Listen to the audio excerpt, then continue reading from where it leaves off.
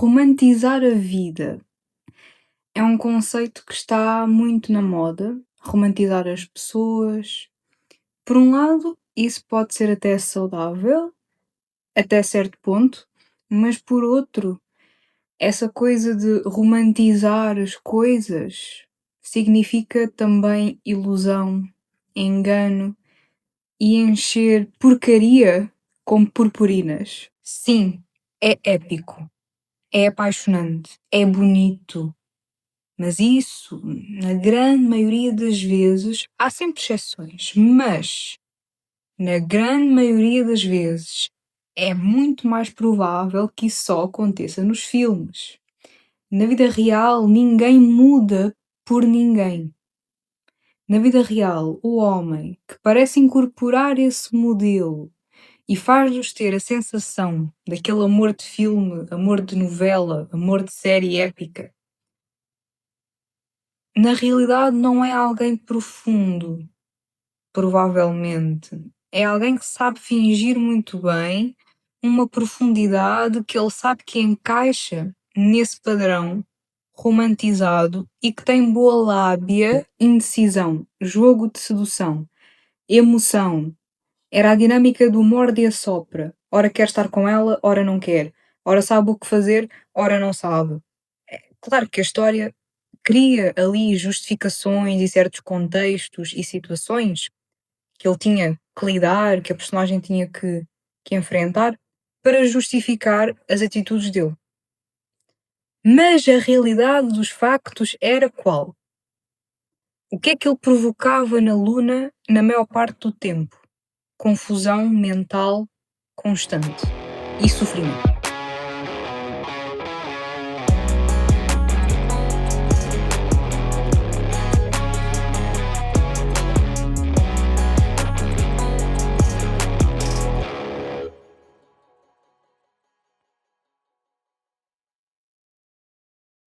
O que é que esse romantizar as coisas nos ensina maioritariamente?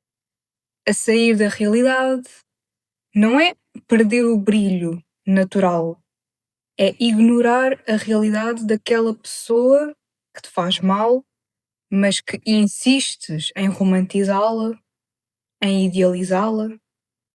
Então, séries como Vampire Diaries, Morangos com Açúcar, Violeta, para quem se lembra dos clássicos da Disney, séries Soy Luna, por exemplo, também.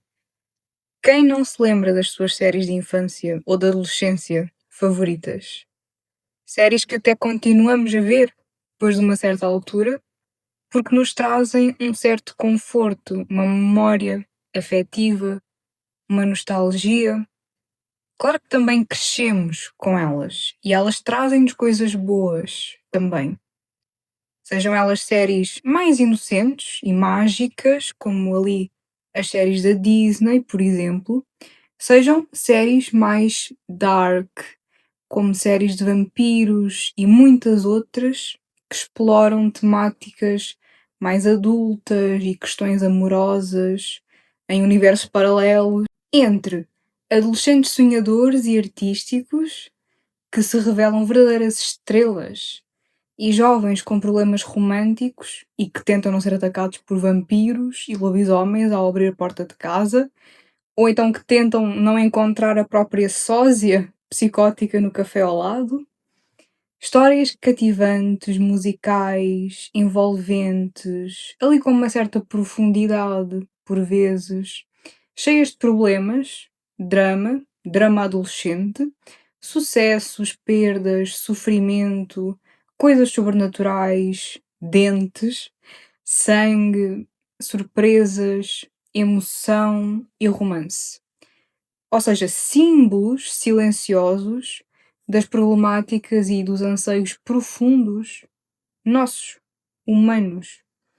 Entre tudo isto, escondem-se narrativas ocultas que falam diretamente com o teu inconsciente e que revelam padrões psicológicos e emocionais. Padrões esses que refletem as próprias condutas sociais. Mas como assim? Quando nos lembramos de Violeta ou de Soy Luna que inclusive vai voltar com uma nova temporada e já está a causar muita polémica por causa de um grande pormenor que pode mudar toda a trajetória da história que nós conhecíamos das 3 temporadas passadas e mesmo as expectativas românticas que nós, fãs, temos da série. Mas eu vou ficar calada quanto a isso, não vou revelar nada por enquanto, mas provavelmente vocês já sabem do que é que eu estou a falar. Enfim, Soy Luna ou qualquer série, pode ser da Disney ou não, mas que siga este tipo de arquétipo, ou seja, esta fórmula, especialmente nas dinâmicas amorosas. Mesmo as séries de vampiros, que nós adoramos ou que adorávamos, seguem esse mesmo modelo. Claro, adaptado à sua própria história. As dinâmicas em que o amor é explorado, não só ali com o famoso triângulo amoroso, que é obviamente um clássico das séries, mas é até interessante olhar para isso. E há aqui uma pergunta que não quero calar. Porquê que os amores simples não fazem sucesso? Como assim? Eu não disse que eles não existiam em algumas séries, mas inevitavelmente, reparem que eles ficam quase sempre ali mais abafados. Ou seja, um rapaz simples e uma rapariga simples que têm ali os mesmos gostos, enfim, que se conhecem e que a conexão é mútua, é imediata, é simples, é fácil, gostam um do outro e querem ficar juntos. E pronto, e está feita a história deles ali. Estaria, não é? Mas não, o público quer lágrimas, dificuldade. Eles também tiveram depois ali as suas dificuldades, porque depois entraram outras personagens, né? Para quem conhece a história, sabe que naquela dinâmica deles entraram outras personagens, o Leon que cria a Violeta, a Ludmilla que criou o Tomás, e então claro que as dificuldades e a complicação surgiu daí. Mas se não existissem os outros fatores, a história deles por si só era muito simples, era muito rápida, muito fácil. Por algum motivo, não é?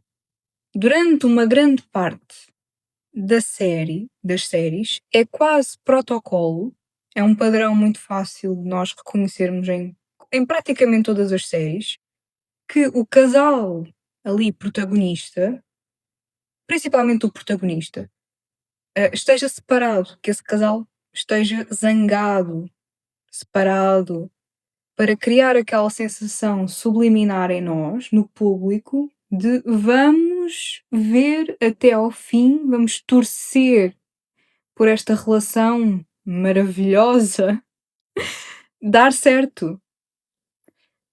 Mas, muitas vezes, quando olhamos com uma perspectiva mais madura, já depois da adolescência, porque estas séries são da nossa adolescência praticamente, se forem da minha idade, se vocês agora tiverem 20 e poucos anos e tiverem tido também essas séries na vossa adolescência, agora em adultos, quando nós olhamos para isso, com essa perspectiva um pouquinho mais adulta, aquelas relações de maravilhosas não tinham nada.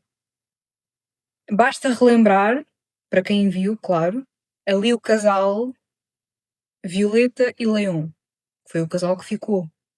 Eu lembro-me que no final da primeira parte da primeira temporada da Violeta, que eu acho que essa série teve aí umas 2 partes.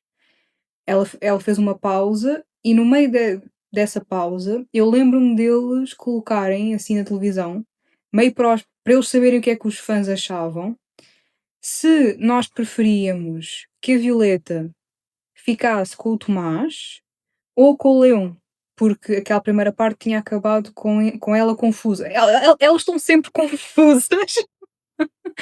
Eles põem sempre as moças confusas entre um e outro, entre os rapazes. E se compararmos o Tomás e o Leão, o Tomás vinha no arquétipo, né, ali na representação de uma pessoa mais simples, de um rapaz simples, mais bondoso, porque o Leão tinha lá aquelas coisas meio arrogantes e, e um pouco mais maldosazinhas. Ah, sim, porque era influência da Ludmilla e não sei o quê, pronto, enfim, não sei. Mas entre o rapaz bom e o rapaz ali arrogante, bad boy, eh, um bad boy um bocado bad, o Leão, né? Para bad boy estava um bocadinho bad. Mas, mesmo assim, o preferido do público foi o Beto Arrogante. E eu sei que isto aqui pode ser um pouco polémico, porque os fãs são. Nós, fãs, somos muito defensores daquilo que nós gostamos nas séries e eu também era uma fã de Violeta e Leon, ali na minha adolescência, mas a minha mensagem é para um público adulto.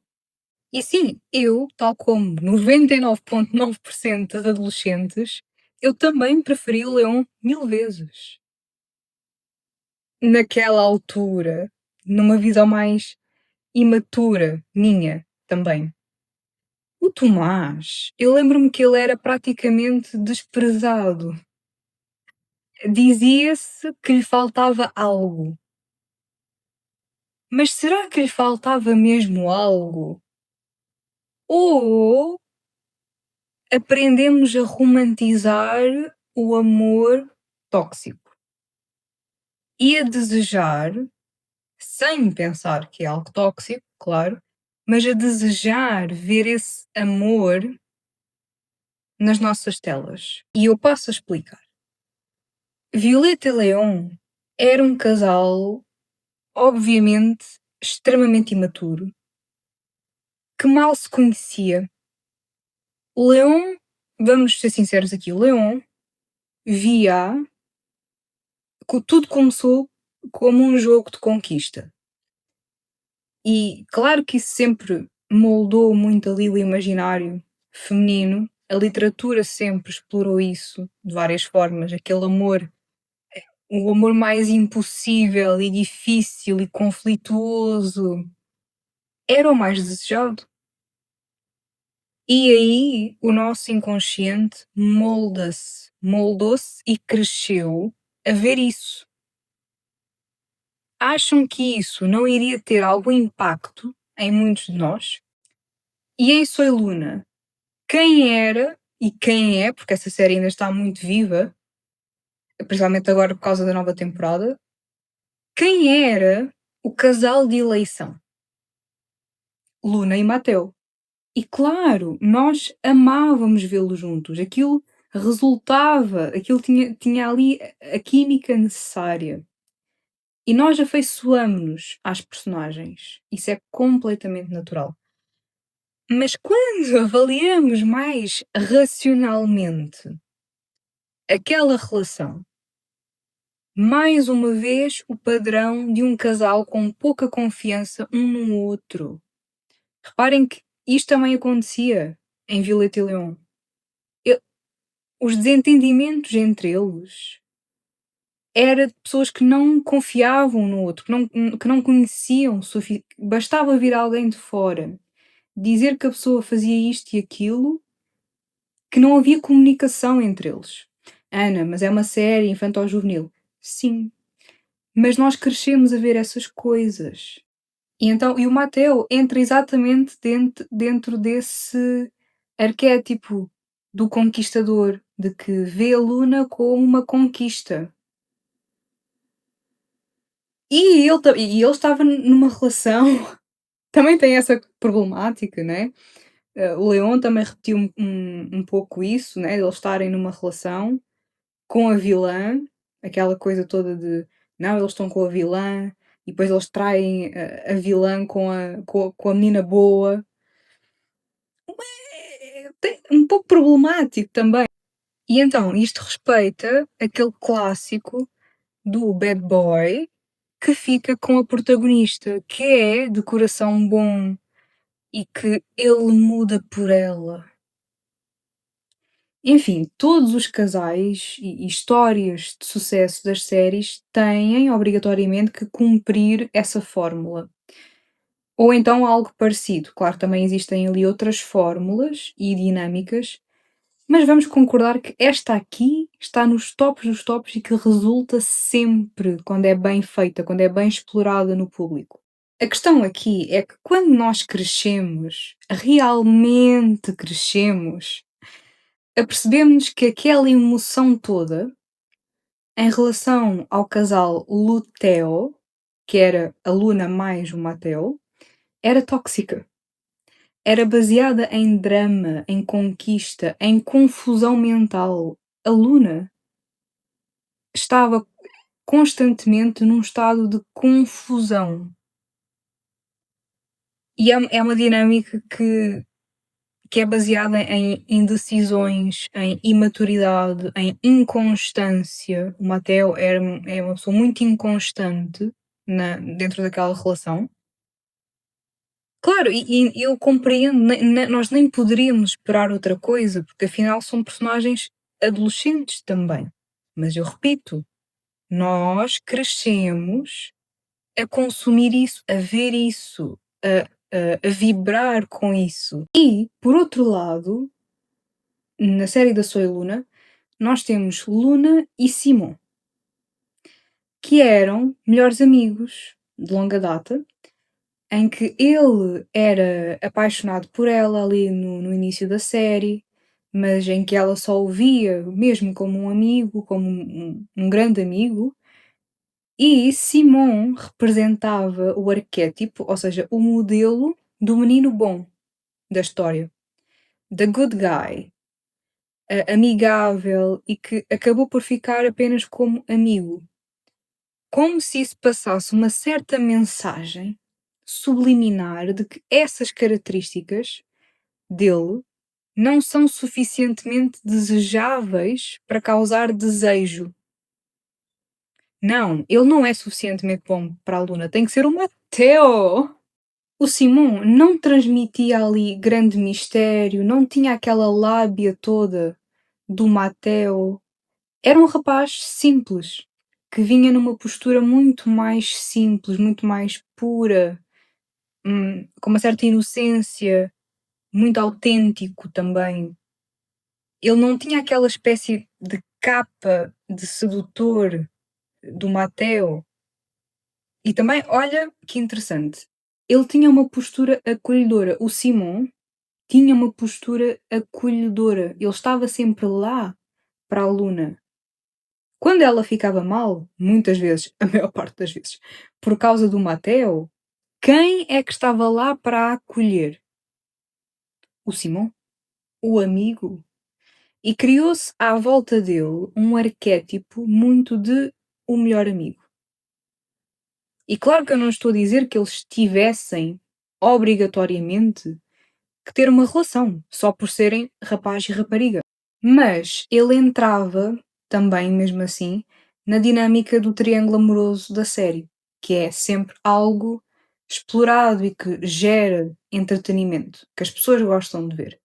Criava na expectativa do público aquela famosa questão: quem ganhará o coração da Luna, Mateo ou Simon? Um clássico que precisa ser respeitado para fazer sucesso. Por outro lado, Mateo provocava o quê? Dúvida, indecisão, jogo de sedução, emoção. Era a dinâmica do morde e assopra. Ora quer estar com ela, ora não quer. Ora sabe o que fazer, ora não sabe.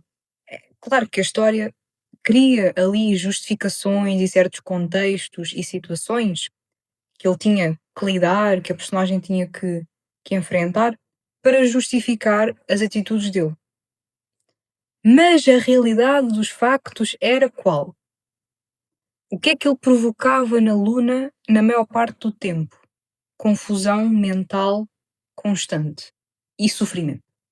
Na série, isso até pode ter sido mascarado com essa ideia de luta por um amor que tem constantemente vários mal-entendidos e pessoas pelo meio que tentam separá-los e dificuldades para cativar o nosso interesse e cativa mesmo. Eles fazem um bom trabalho, não estou a desmerecer. E é até divertido. Mas aqui a questão e o propósito da reflexão é não permanecermos agora, na nossa entrada para a vida adulta, nessa programação, digamos assim, inconsciente do amor romântico infantilizado. Não trazermos isso para a vida real. É porque não é o nosso consciente que traz isso para a vida real. É o nosso inconsciente que foi habituado a essas coisas. Na vida real, alguém que nos causa confusão, dúvida, dores de cabeça, parece que há sempre alguma coisa que impede o relacionamento. De repente não sabemos se podemos confiar naquela pessoa com quem estamos. Essa relação não vale a pena. Nós apegamo-nos à imagem que criamos das pessoas. Ninguém precisa manter-se vinculado a alguém assim, por causa de uma ilusão inicial.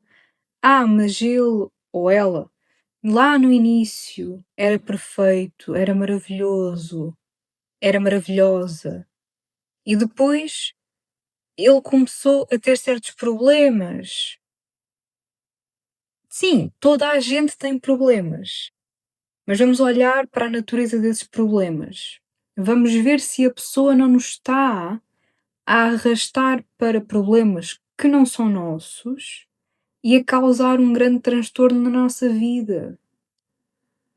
E será que essa pessoa não está a fazer dos problemas delas os maiores do mundo? Só ela é que passou por traumas e situações difíceis e então isso justifica o comportamento dela para connosco? Ela é algum alecrim dourado? E especialmente no namoro, que é uma fase de teste, no sentido de se realmente entender se aquela pessoa veio para somar na nossa vida ou não. Claro que num casamento as responsabilidades são maiores, mas mesmo assim, casamento, obviamente, nunca é uma sentença de nada. Casamento não é prisão. Se antes não foi possível ver determinadas coisas ali na fase do namoro, não é por estar casado que tem que se ficar ali no felizes para sempre, entre aspas. É quando esse para sempre de felizes não tem nada. Hum? Ninguém é obrigado a ficar em algo que não quer, que não tem ponta por onde se pega. Eu acho que estas séries que eu falei aqui são boas séries, são séries muito boas. Séries ali infanto-juvenis, principalmente. Têm coisas agradáveis, são divertidas, um ambiente musical muito atraente, é esteticamente muito bonito. Normalmente são séries, as coisas são muito bonitas, há muitas cores, é, os looks, né, das personagens, é tudo muito bonito, realmente. As letras das músicas muitas vezes passam coisas boas, a música muitas vezes é boa, dá para aprender outras línguas até. Há mensagens boas que são passadas nas músicas muitas vezes. E, inclusive, se eram fãs, comentem aqui em baixo. Violeta ou Soy Luna? Qual é que ficou no vosso coração? Quero saber. E isto abre espaço para pensarmos quantos de nós não nos contentamos, nem que fosse durante um período de tempo, com relações destrutivas, tóxicas, ou simplesmente com alguém que por algum motivo não era bom para nós. Essa programação que nós juramos que pertence só aos ecrãs de cinema, que pertence só às séries, que deixam de nos influenciar a partir do momento em que apagamos a televisão ou o computador. Mas será que deixam mesmo de nos influenciar? Guarda esta informação para a tua vida. Tudo aquilo que nós consumimos, tudo aquilo que nós vemos, a que estamos expostos constantemente, entra no nosso inconsciente. Claro que existem muitos outros fatores e que são bem profundos que nos fazem entrar em dinâmicas tóxicas. Dificilmente existe essa coisa de apenas uma causa para as coisas. Não, não é só por causa das séries que isso pode acontecer ou não.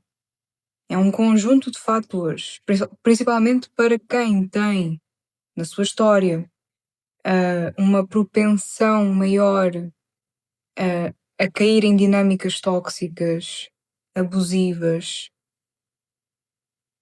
e ainda está imerso dentro desses ambientes fantasiosos que alimentam um pouco essa coisa do amor infantil, dos relacionamentos que têm ali uma romantização do tóxico, muitas vezes. O tóxico subtil, que nós ainda não temos a consciência necessária para entender aquilo é uma coisa tóxica, aquilo é uma coisa que não é para ser romantizada. Então, claro que vai haver uma influência de vários fatores. Então, sim, de facto, não existe só uma causa das coisas, mas aquilo que está enraizado no imaginário, e principalmente ali no imaginário mais feminino, também pode ser incrivelmente nocivo para nós. Principalmente quando os fatores da infância, de dinâmicas familiares, de experiências na adolescência se juntam com essas narrativas dali da fantasia e para além das construções sociais e até das expectativas sociais que alimentam padrões ali meio adormecidos dentro das pessoas, dentro das pessoas que já vêm com certas feridas emocionais inconscientes e, justamente por isso, se revêem naquelas dinâmicas de uma forma mais visceral, especialmente ali naquela fase da adolescência.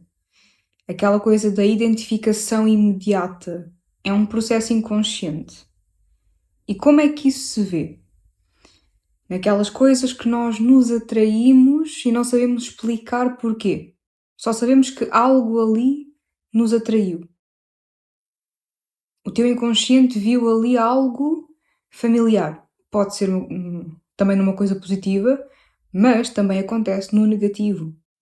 Ou seja, são coisas que despertam os gatilhos certos para as pessoas se reverem ali e gostarem tanto, ou até mesmo odiarem tanto, porque o amor e o ódio andam ali sempre a flertar um com o outro, são extremos do mesmo eixo.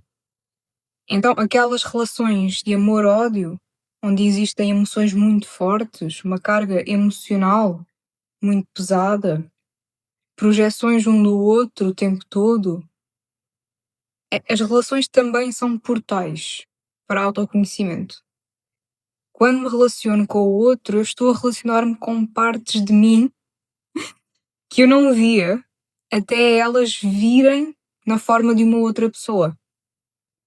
Até que alguém me as mostrasse, digamos assim. E por isso também que os casais que mais causam comoção no público geral são os casais que representam isso. Então, o homem mau com a mulher boazinha, ou a mulher má, a vilã, com o good guy, com o homem bom. Existem vários exemplos. Vampire Diaries, Damon e Helena, da série da Violeta, de lá da segunda temporada. Diego e Violeta, de Soy Luna, Mateo e Luna. Tudo bem que, sim, o Diego e o Mateo não eram vampiros assassinos alcoolizados, mas, à sua maneira, incorporam esse arquétipo ali pela questão da conquista, da competição masculina por uma mulher, aquele jogo de sedução, muito ali apenas pelo jogo. Claro que nas séries existe também o fator mágico que nos faz apaixonar pelos personagens e criar uma ligação emocional com elas. Ou seja, as séries incorporam muitas vezes aquele fator meio mágico, que é essas personalidades e comportamentos mais predatórios transformarem-se ao longo da série pelo amor, porque ela os muda. Então, sim, era um psicopata assassino, mas por amor, ele mudou. Por ela, ele mudou. Ou então ele era um playboy e por ela ele virou um homem de família, entre aspas, ou virou santo por ela, genuinamente. E é óbvio que isso é altamente comovente. Provoca uma sensação de profundidade, né, de camadas, que havia ali um ser humano por trás daquela maldade ou daquela, ou às vezes não chega a ser maldade, mas daquele ser que era mais arrogante, tinha ali camadas, porque ela o conseguiu mudar. E isso é interessante nas personagens, para a personagem, para a história daquela personagem, que mistura elementos da vida real com coisas fantasiosas, que na vida real não têm esse desfecho cor-de-rosa, muito pelo contrário. Na parte inversa, ou seja, quando nós temos a vilã com o homem bom, com o good guy, tínhamos, por exemplo, a dinâmica Catherine e Stefan em Vampire Diaries. Depois, em Violeta, o Tomás e a Ludmilla. Lá bem nos inícios da primeira temporada da série. Em Soy Luna, Âmbar e Simon, que foi um casal muito, muito querido pelos fãs. Âmbar e Simon. É aquela questão dos tais opostos que se atraem.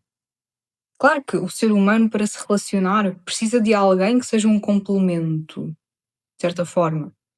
Talvez pessoas muito iguais tendam a não dar muito certo a longo prazo, e pessoas completamente diferentes também não. Então, sim, é necessário uma compatibilidade e eu ver no outro coisas que agregam na minha vida, um certo complemento, uma dinâmica funcional, mas não por ser uma falta em mim. E haver essa constante projeção no outro de coisas que me faltam trabalhar em mim. O outro pode ser sim um oposto complementar no sentido saudável. Então alguém mais introvertido com uma pessoa um pouco mais extrovertida, que a puxa para a frente, que a impulsiona, e que a ajuda em alguma fase da vida dela, por exemplo, que ajuda o outro em questões sociais mesmo, e a dinâmica em que um é melhor em umas coisas e outro é melhor em outras, e que isso funciona como uma equipa, como uma cooperação. Isso é uma dinâmica saudável e até natural. Mas aquilo que é explorado nas séries é aquela ideia de que o bom, a pessoa, a personagem bondosa, tem o poder e a capacidade, tem o dom divino de curar, e até é meio que a obrigação, ali meio subliminar às vezes, de curar a pessoa má.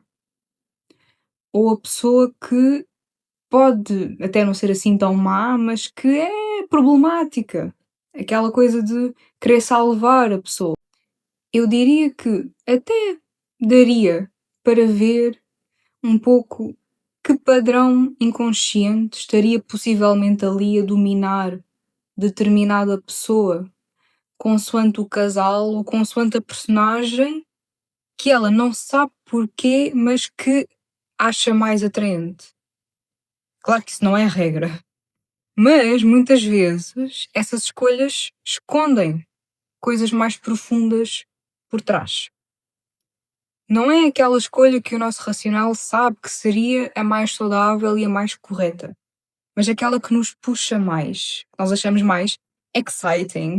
E fãs dali de um Leon, de um Diego, da Violeta, quem se lembra do Diego lá da segunda temporada, da Violeta, fãs do Mateo, de Soy Luna, fãs do Damon, dos vampirinhos, enfim, todos nós, obviamente, sabemos que o arquétipo do bad boy para as adolescentes e para o imaginário mais imaturo feminino, e nem sempre apenas o feminino, é algo que 99% das vezes funciona e que todas nós, em alguma fase da vida, já tivemos muito. Mas e aquelas poucas amigas que nos dizem genuinamente: "Que horror, o Damon, aquele maníaco assassino que matou toda a gente da série, é tóxico, é bêbado, quer roubar a namorada do irmão, tem traços claramente narcisistas e egocêntricos, tudo bem, ele é bonito, mas o Stefan também é bonito e um pouco mais equilibrado, não é?" Tudo bem que o Stefan também tinha todas aquelas questões, porque as personagens fantasiosas têm sempre alguma coisa meio doida à mistura, mas dá para fazer uma certa comparação. E quem é que a gente escolhe? Na grande maioria das vezes, o Damon. Quando a maior parte das miúdas diz que escolhe o Damon, com aquele pretexto de não, mas vocês não entendem, ele é profundo, ele está a lutar para ser bom pela Helena. O amor que ele sente por ela está a transformá-lo, está a mudá-lo. Sim, é épico, é apaixonante, é bonito, mas isso, na grande maioria das vezes, há sempre exceções, mas na grande maioria das vezes é muito mais provável que isso só aconteça nos filmes. Na vida real, ninguém muda por ninguém. Na vida real, o homem que parece incorporar esse modelo e faz-nos ter a sensação daquele amor de filme, amor de novela, amor de série épica, na realidade não é alguém profundo, provavelmente. É alguém que sabe fingir muito bem uma profundidade que ele sabe que encaixa nesse padrão romantizado e que tem boa lábia e que só vai trazer desgraça para as nossas vidas. Na vida real não existe isso de um amor que muda a conduta e o caráter de alguém. Se alguém mostra ser problemático, com questões complicadas, com um gosto e uma filosofia de vida um tanto quanto duvidosas, questionáveis, foge. Não é o Damon. O Damon só existe na série. Será que nós estamos a confundir profundidade com personalidades problemáticas? Que, no mínimo, precisariam de anos de terapia sozinhos. Ou seja, não somos nós que fazemos a terapia para eles.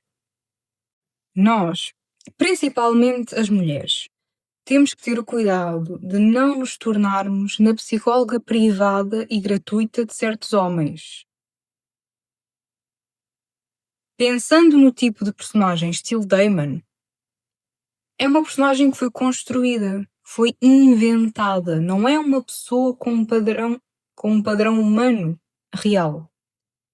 E normalmente eu não sei se também é o caso do Damon, mas este tipo de personagens muitas vezes são criadas ou por mulheres, feitas para outras mulheres, ou por pessoas, não precisam de ser necessariamente mulheres, que de alguma forma também têm esses fascínios.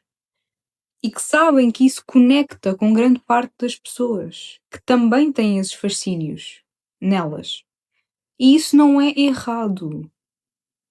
Não é isso que está a ser dito aqui. Não é errado. O ponto não é se é certo ou se é errado. Não tem problema nenhum. É uma história. Desde que a nossa mente consiga efetivamente distanciar-se disso e não querer recriar isso na vida real.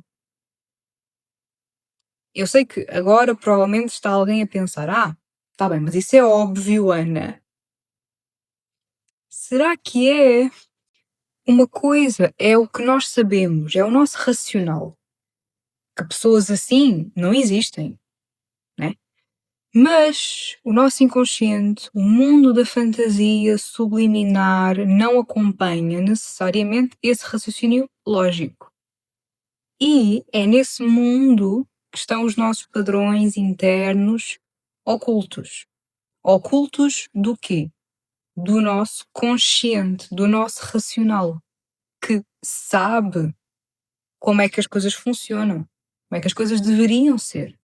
Essas histórias sabem onde pegar, que fantasias despertar e criar a ilusão de existir em algum aspecto da realidade. Quem não conhece uma amiga ou um amigo, ou quem não ouviu falar já de alguém comentar que está apaixonadíssima ou apaixonadíssimo por aquilo que a pessoa lhe causa, pela dinâmica que determinada pessoa lhe faz sentir, como se estivesse num filme. Reparem que nem é pela pessoa, é por aquilo que a pessoa parece representar. Na vida real, uma pessoa que na verdade possui traços narcisistas, psicopatológicos, não muda por amor. Porque essas pessoas não têm amor para dar. Quanto mais reconhecer o amor de outra pessoa, para então conseguir sentir empatia para querer mudar por amor a outra pessoa. Isso é uma capacidade gigantesca que não vem no sistema de personalidades antissociais ou de pessoas extremamente egoístas. Essa capacidade é característica de pessoas altruístas ou com algum nível ali empático de altruísmo e não condiz com pessoas altamente egocêntricas. Feridas emocionais e imaturidade, erros, todos cometemos. Todos podemos melhorar.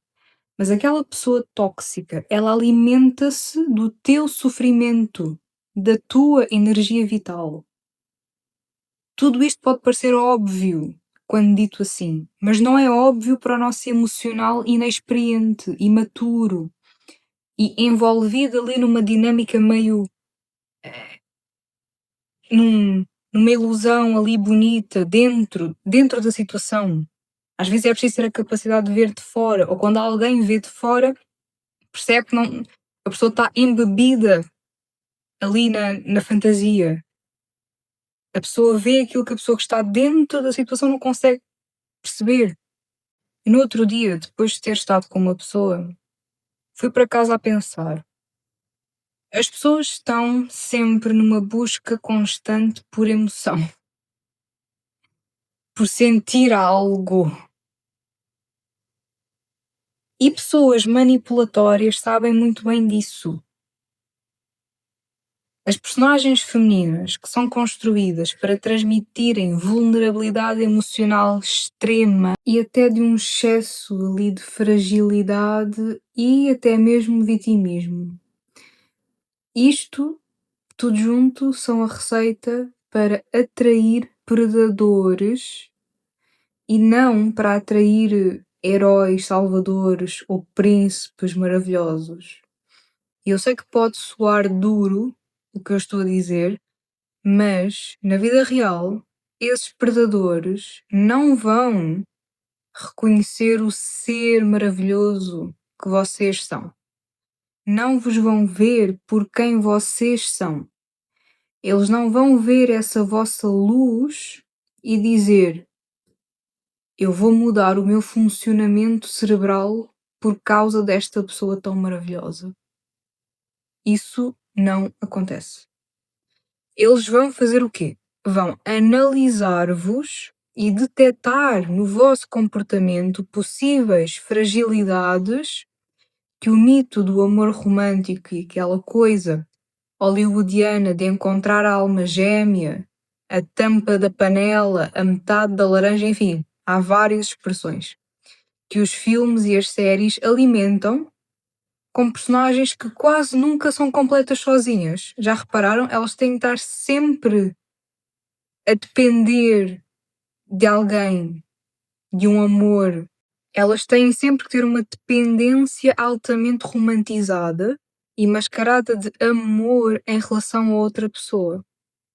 Esse drama todo só pertence ao cinema, porque é o que gera lucro, porque é o que as pessoas querem ver, porque é o que mexe com os padrões emocionais dentro delas, é o que gera identificação. It's relatable for some reason.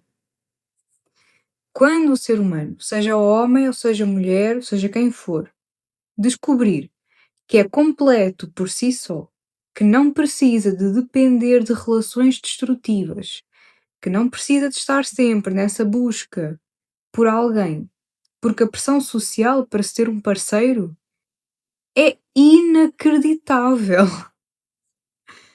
Ou seja, tudo se entreajuda, tudo coopera para essa pressa, o desejo da aprovação social.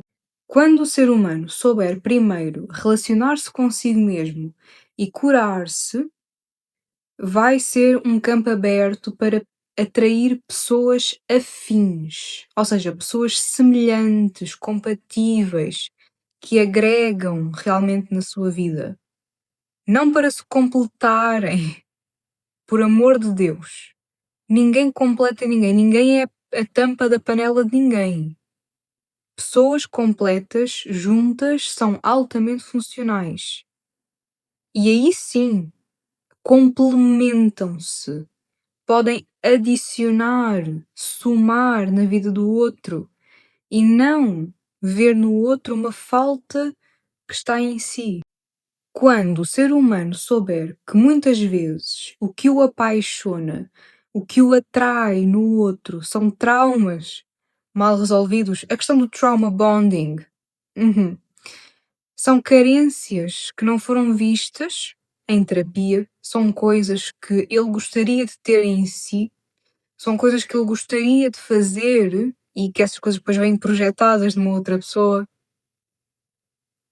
vêm espelhadas na outra pessoa. Quando o ser humano souber disto tudo, mas realmente entendendo e aceitando isso, o ser humano encontra-se a si mesmo.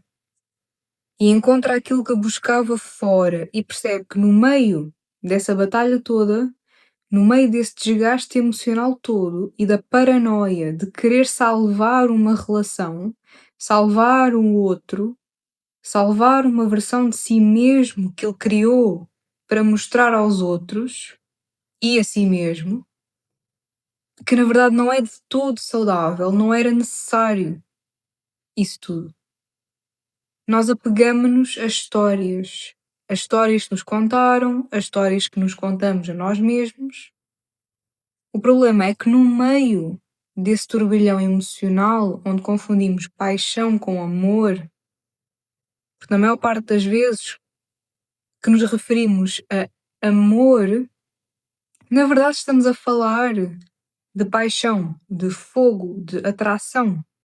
Mas não seria uma tentativa de representar o amor a sério, naquelas histórias que acabam por não vender assim tanto, naquelas dinâmicas simples, sem mentiras, sem conflitos tóxicos, sem uma emoção constante à flor da pele, com menos ego à mistura, sem ciúmes doentio, sem ver o outro como uma posse, algo simples, algo fácil, algo que nasce de uma amizade entre duas personagens e que surge espontaneamente de uma forma inocente, não é ingênua, inocente, pura.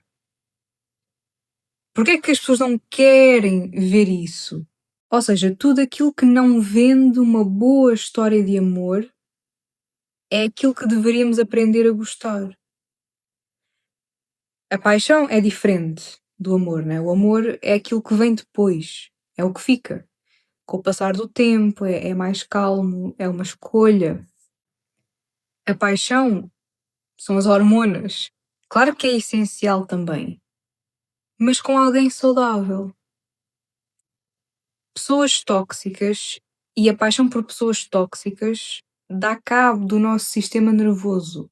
vicia o nosso organismo, o nosso sistema, o nosso corpo a procurar coisas lindas e maravilhosas numa pessoa que nos desperta um mistério, uma adrenalina esquisita, uma química que vem da insegurança extrema em relação àquela pessoa. Uma frase típica do Damon. Ele disse uma coisa à Helena logo no início. Eu sei o que tu queres na vida. Tu queres perigo. Tu queres adrenalina. E mais não sei o que ele disse à Helena. E o pior é que ele está certo. Porque as pessoas são viciadas nisso. Nessa adrenalina o tempo todo. Nessa coisa de sentir emoção. Emocionalidade o tempo todo. Não é errado sentir as próprias emoções e acolher as emoções, mas isso é outro assunto. Isso é outra coisa. Uma pessoa real que não se veste como um príncipe perfeito e encantado, que não parece necessariamente saída de uma série mágica, que não desperte mil e uma emoções e inseguranças e calafrios, porque isso tudo é um mecanismo de sobrevivência altamente ativado. Mas Hollywood chamou a isso borboletas na barriga. Ai, é o amor. Sim, pode ser dentro de uma dinâmica saudável, mas muitas vezes isso é um sinal de alerta. Uma pessoa simples, autêntica, que tem defeitos, claro que sim, mas, mas que é autoconsciente, que passa ali uma segurança, uma consistência, que é amável, que tem uma amorosidade em si, que é madura, que não provoca uma descarga de adrenalina barata no nosso sistema para a retirar logo em seguida, que não faz uma confusão, um brain fog na nossa cabeça, que é coerente, que não joga aquela dinâmica de agora estou, agora não estou, agora quero, agora não quero, que não monta um desafio altamente complexo, digno de um Sherlock Holmes na nossa cabeça, que não monta um mistério enorme e complexo, com pontas soltas e profundo na nossa cabeça. A pessoa certa, quando quisermos pensar nisso, claro, que é um amor simples, que é coerente nas suas ações, que demonstra com amorosidade o gosto em estar connosco, que aprecia a pessoa que nós somos e que não nos vê como uma utilidade, como um fim egoísta, como um objeto. Uma pessoa que é clara nas suas intenções, que não diz uma coisa e faz outra, que não planta aquilo, ai, talvez eu queira uma relação, logo se vê. E enrola, enrola, ou deixa aquela fantasia na cabeça da pessoa, porque lhe dá jeito até. E não, isso não é necessariamente uma maldade, muitas vezes é uma pessoa muito traumatizada ou muito imatura. Porque o amor é suposto ser fácil. Ele é fácil com as pessoas certas. Não existe só uma pessoa certa, com as pessoas certas, com pessoas saudáveis. Todas as relações têm desafios, claro, mas não é para ser assim tão complicado, ao ponto de ser exaustivo, ao ponto de drenar a nossa energia. É suposto ser bom. Não é suposto a pessoa com quem estão dar-vos mais problemas, mais instabilidade, um frio na barriga e preocupações, do que calma, do que segurança e tranquilidade e felicidade. E agora, claro que vai do gosto de cada um, mas será que já parámos para nos perguntarmos se esse nosso gosto ou o nosso tipo nos mete mais em problemas constantemente do que em situações realmente satisfatórias? O que eu acho bonito na terapia é descobrirmos todas essas camadas que temos dentro de nós e como cuidar delas, como reconhecê-las, para quando for o momento certo, elas conseguirem mudar de tonalidade e mudar o padrão.